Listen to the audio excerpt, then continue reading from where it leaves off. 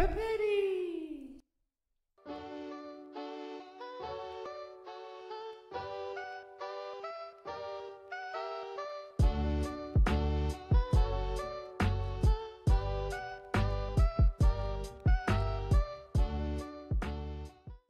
Hello, welcome back to episode 3 of our Hertha Berlin Football Manager 21 beta save. Now, last episode when we left off, we left with winning 1-0, that's what it was, over Hertha Bremen. It was a close battle, but we won 1-0 with Matthias Cunha with the goal. We've been busy in between episodes. Like I said, we're gonna, try and do some games in between, so the series is exactly ages to actually complete a season. So I figured, you know what, we're gonna do the whole month of October and see where that gets us. And, well, as you can see, we've done pretty freaking well.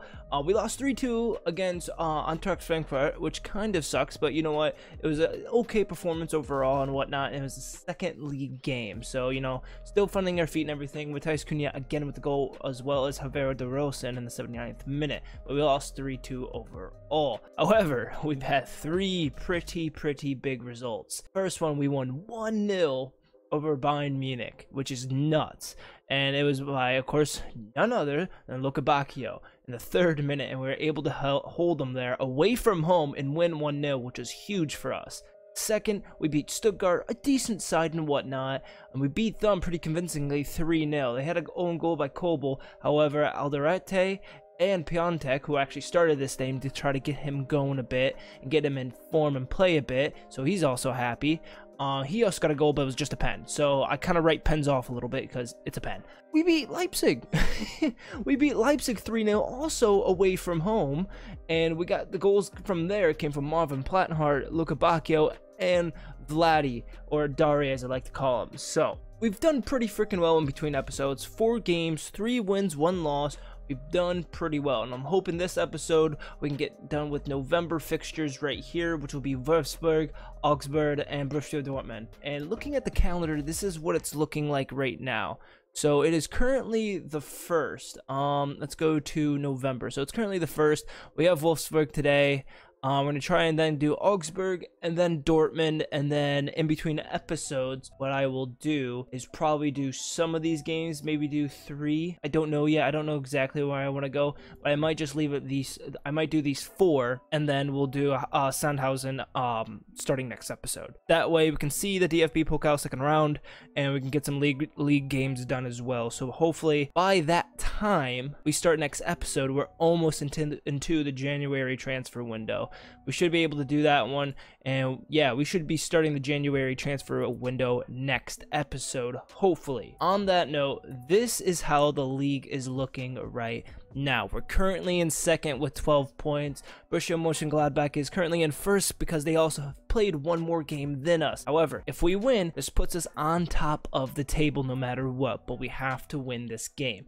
Been in pretty good form. We've only allowed 3 goals, which is the joint lowest, also with Mönchengladbach, and we are the 3rd highest scoring team, tied with Mönchengladbach and then Bayern Munich on top. I guess you could say we're 2nd tied. So we're doing pretty well, We're doing pretty well. This is currently the tactic I'm gonna run against Wolfsburg. I think I want to try 2 strikers up top with Matthias Cunha and Piontek. That way they're also both happy about their playing time. I saw that Piontek's agreed playing time was as an important player, and I don't really want to make them happy, but I would like to at least get them playing a bit, find some form, and then maybe even try and sell them off at some point too. So I've made one slight change in my plans. I've now actually just reverted back our formation to the 4-3-3 with the defensive midfielder, and the reason for that is I looked at the scouting report real quick, and it looks like they're pretty decent going against the 4-4-2. I haven't seen anything in their weaknesses formation wise except these and this, so it looks like maybe attacking play they're a little bit weak in. We'll try and see if we can exploit that. However, yeah, I've changed the formation now. We're going to actually start with Piontek up top, get Matthias Cunha another rest because I want to get Piontek his sharpness up at least. He was after Everton with a possible 35 to 40 million bid. A formal bid never came in, but I saw it in the press, and I thought that was quite interesting. I might take the liking to that. So yeah, and also if you want to see goals as of right now, this is how we're looking. Alderete on 1, Plattenhardt with 1 and 2 assists. Of course, I'm keeping Platnart in for this game, and then we'll probably sub middle stats on so he can get some sharpness up again. Folo is going to start, even though he's low on sharpness. I figure, you know what, this is hopefully a good game to start him out on. Wolfsburg is 15th in the Bundesliga, so we'll see how that goes. But yes, Matthias Cunha is on top, I believe, with 3 goals, also tied with Bakayoko. So, but then again, Cunha's also got 2 assists. Luka Bakayoko doesn't. So, that's fine. So yeah, we're going to get into this game. Here is the starting lineup for both teams. I did make a small mistake. I didn't want Tassart in. I would rather have Dari in, but you know what? That's okay. We'll see what Tassart can do. But as of looking at Wolfsburg, I'm not too worried about too many people. I mean, they also have Baku and Bruma, which aren't bad players, and Maximilian Arnold, but we'll see how it goes. So I had to pause the recording, and then I thought I clicked record, and I didn't. Great to see it, but we only finished that one game against Wolfsburg, and I'll give you the rundown. It was a pretty boring game. However, going to the schedule, we got a 97th minute goal from Havero de Rosen. Really needed it, whatnot. We had a little bit of a substitution issue and whatnot. We could, I guess, make a ton more subs than I initially thought, which is great. Escasibar got hurt though, and we had to play this for, oh god, this 4-3-1 he sent, 4-2-3-1, but it's very different with no center midfield, and this is essentially what we did. But Stark was playing in defensive midfield and Papetti went on. Yeah, that was interesting. That was surely interesting. Let's just fix all this. So I got a comment also on the last video asking, you know, sometimes when you're looking at players, they say unknown, and this isn't a total fix for that, but at least it can actually help you in some way still, for you guys that just, you know, you just want some information at least. And what I often do is I often insert a column here. I go to scouting, and then I put in ability, and then I do the same thing again, go to scouting, and now I do potential.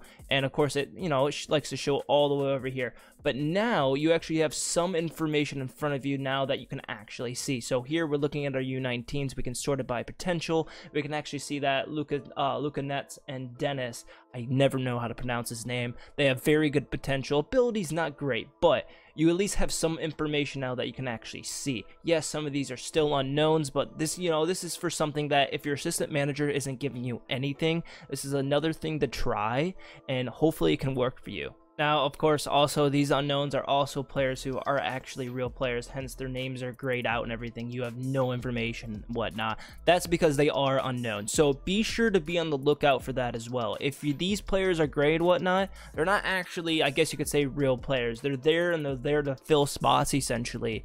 But they're not players you can actually buy, sell, or anything like that. You can't actually interact with them.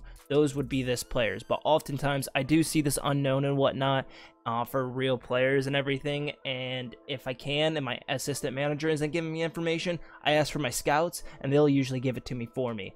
As well as I also like to do that for squad and tactics and stuff like that. I guess not on here, but if I go to here, I got my scouts opinion of all my players and whatnot, because sometimes your scouts just might have better stats than your assistant manager if your assistant manager isn't that good.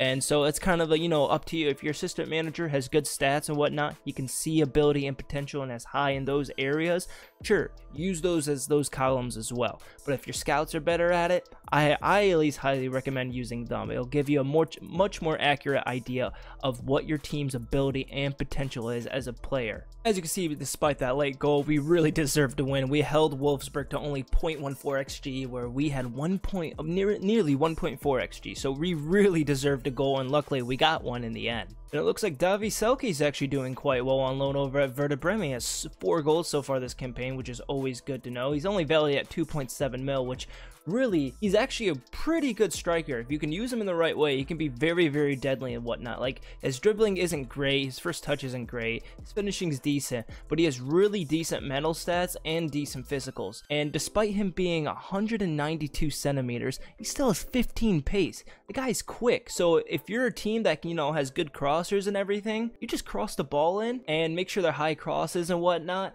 Davy Selke could be a cheap buy for you. Wage wise, not exactly the best or the most cheapest wage. However, if you can afford, you know, around this amount, 26.5k a week, and you can just, you know, you have really good crossers on the ball, you could probably get you a good amount of headed goals. So I think again, it looks like Augsburg is actually good against going against 4-4-2, but they're not so good against going a 4-3-3. So I think with that, we're gonna stick with our 4-3-3. I really want to experiment with this 4-4-2 a bit, so we can try Cunha and Piontek up front. However, it's just really not coming to us right now that we're actually able to do that, but maybe in between episodes we'll be able to. Some more not so good news. Nicholas Stark's gonna be out for 5 to 7 days. However, we anticipated this. We have Papetti. We'll put Papetti in. We'll bring in Jordan on the bench. And then what we'll also do for... Yeah, Lowen got injured too. I don't know what we're going to do for Escasibar, but we'll figure it out. All right, I think we're ready to go for the game against Augsburg. Now, it's another away game, which kind of sucks, but you know what? It happens. I really didn't see any way we can get Santiago Escasibar out and get someone in that could really, you know, help out a bit. Because at first I was thinking, well, we could put Boyata in. Boyata could play center back, but oh wait, no one can really play DM spot like Stark can, because Stark's also injured. That's not exactly ideal. However, he's almost out. So what I'm thinking is, what we'll do is we'll put Stark here. That way we can always try and put him in the defensive midfield if we have to, and then put Ugarte up, because even though they aren't necessarily comfortable with that, at least Ugarte isn't, it's at least an option if we have to do it. That way, you know, we should be okay. Here is the lineup for the two matches, and I guess, I mean, looking at them, they don't exactly have any big players that I extremely, I guess, recognize. Maybe a Duakai, I think that's how you say it. I think I've seen him in FM20. I think he's I'm pretty sure he's either a right back or a center back. I don't remember. I remember looking at him a few times to sign him in one of my FM20 saves, but other than that, we should be able to hopefully win this. I don't know. They're in 12th right now, so they're not a bad team. Gorge puts a ball over the Jensen. That almost looks like a for sure goal. Papetti, how did he block that? Papetti was actually able to get in and block that ball.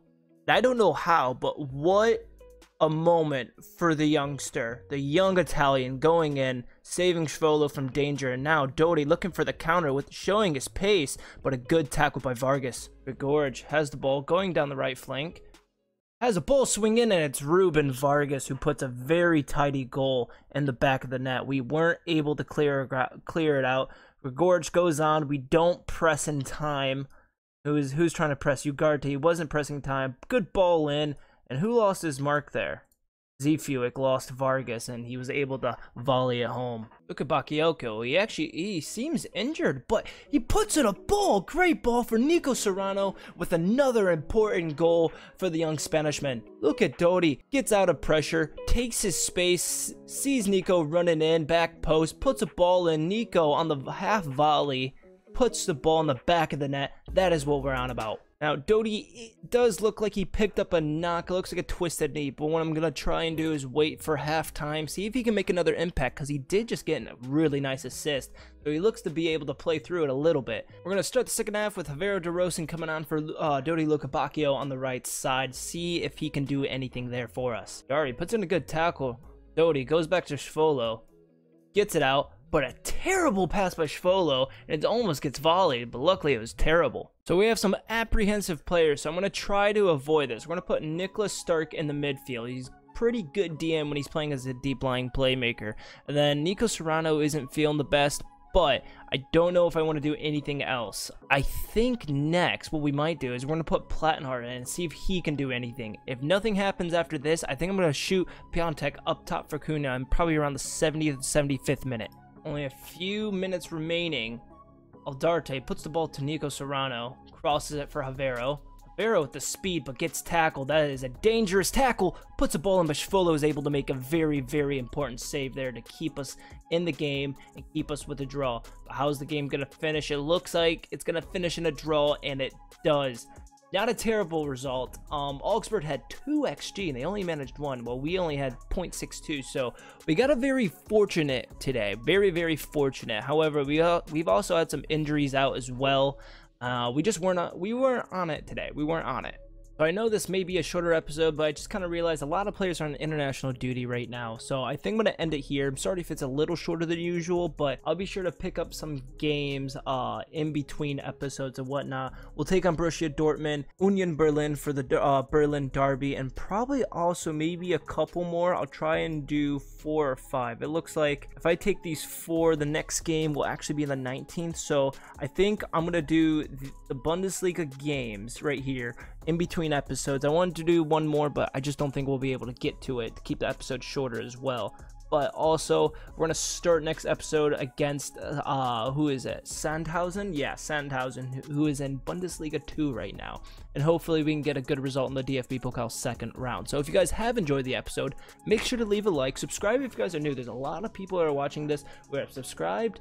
And, well, you guys just aren't subscribing or whatnot. If you like the content, you kind of let me know that you want me to keep doing this and whatnot. I mean, I know I enjoy doing it. It's a fun hobby of mine. Kind of keeps me doing something, especially in these uncertain times as well. So yes, if you guys enjoyed, leave a like. If you have any suggestions or questions as well, comment below and I'll be sure to answer them ASAP. And yeah, hope you guys take care, and I'll see you in the next episode.